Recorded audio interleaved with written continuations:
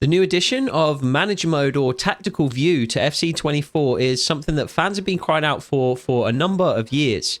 Football Manager is obviously the deepest and most extensive football simulation experience out there, but there are plenty of FC players who also prefer to simply manage their team rather than to actually play the games themselves. The only problem is, with default sliders, you end up with some very unrealistic results. Every game ends up being a goal fest, but beyond that, watching the games feels more like watching ice hockey than watching football.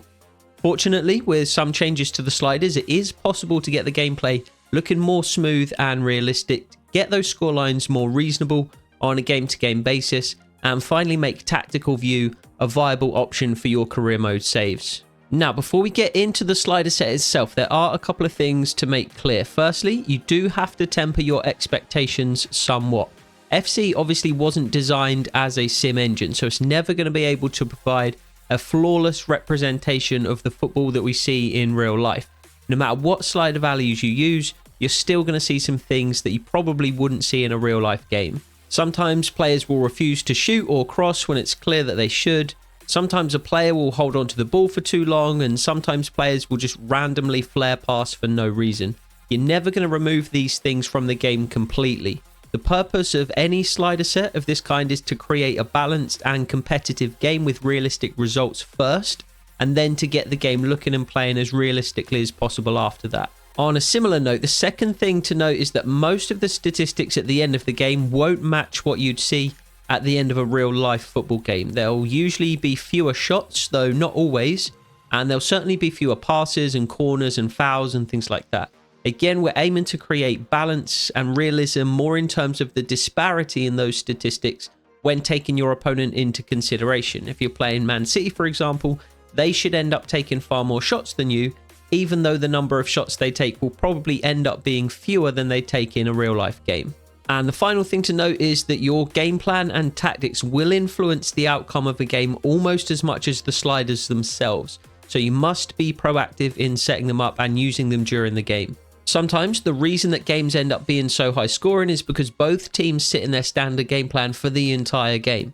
In real life, we see teams change their approach depending on the situation, and you have to do the same. If you're 2-0 up, drop back into a defensive game plan to protect your lead, rather than just allowing your team to continue to attack and either run up the score or needlessly concede. Another reason is players will send their team out in the same standard game plan regardless of opposition.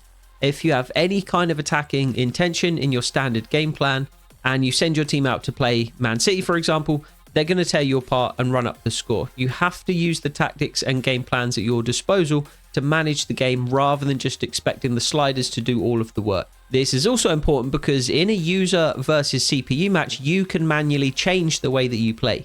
Even if you don't switch game plans, if you're controlling the players, you can hold on to the ball for longer, you can play shorter, safer passes, and manually call for forward runs less often. When you're watching the game in tactical view, your players don't have those options. They're just going to play how you're instructing them to play. So make sure you're changing and tailoring those instructions depending on the opposition and the situation. So with that being said, let's get into the settings and the sliders.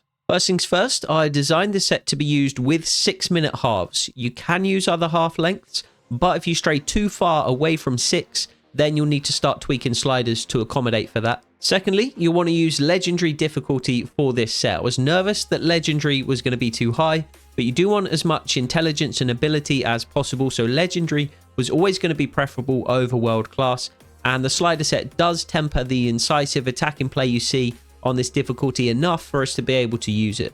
And then finally, you want to use default game speed just like we use in the user versus CPU sets. Now, as for the sliders themselves, you do need to set values for both the user and the CPU. And whilst most of these are going to be the same, some of them are going to be different. I've seen other similar slider videos that state because it's CPU versus CPU, you don't need to set the user sliders, but this simply isn't the case. Although there is technically no user playing the game, the user slider values will still apply to your team, and the CPU slider values will still apply to the opposition. And you can easily see this for yourself. All you need to do is crank sprint speed, acceleration, shot speed, and pass speed up to 100 for the user, and lower the same values to 0 for the CPU. Your team will be razzing about all over the field, whilst the CPU team will just be stuck in the mud. So with that in mind, the first thing you want to do is slow the game right down. So bring user sprint speed all the way down to 10. You can't lower acceleration below 50 without causing issues with defensive integrity, so that has to remain at default. You want to increase shot and pass error slightly for the user to 54 and 52 respectively, but these values actually aren't as important as shot and pass speed in terms of affecting the outcome of the game. Most people see too many goals being scored and think the way to correct for that is to crank shot error way up. But all that does is reduce the variety of shots that your players will take on, and then you just end up seeing the same goal being scored over and over again. Instead, lowering the shot and pass speed to 40 and 46 will have the outcome that you're looking for. I have no idea what to do with the injury sliders this year. It doesn't matter what values I set. All I ever see are bruised elbows and broken toes. I've set it at 97 and 18, which is where they are in my standard set, but I'm really going to focus on finding something that actually works here over the next week or two. User goalkeeper ability needs to be raised all the way to 70, and when paired with the CPU shot speed, this should give you a good balance between keeping the scoreline down without making the goalkeeper superhuman. Marking should be at 55, and run frequency should be at 40 for the user. Line height, length, and width should be at 50, 45, and 48 respectively, whilst all the remaining values can remain at 50. As for the CPU, a number of these values should be the same, so set sprint speed to 10, acceleration to 50, shot error to 54, and pass error to 52, but you want shot and pass speed to be lower for the CPU than for the user, so set those to 38 and 35 respectively. This will level the playing field somewhat and create a bit more balance in terms of what each team is capable of doing when they have the ball at their feet. Set the injury values to 97 and 18 as they are for the user, and the same with goalkeeper ability and marking at 70 and 55, but you'll also want run frequency to be lower for the CPU than for the user, so set this to 25. For whatever reason, the CPU team is simply more direct and aggressive on legendary difficulty than the user team, so again a slight disparity here creates a nice balance in terms of how forward thinking each team is in possession. Line height, length, and width should again be 50, 45, and 48 respectively.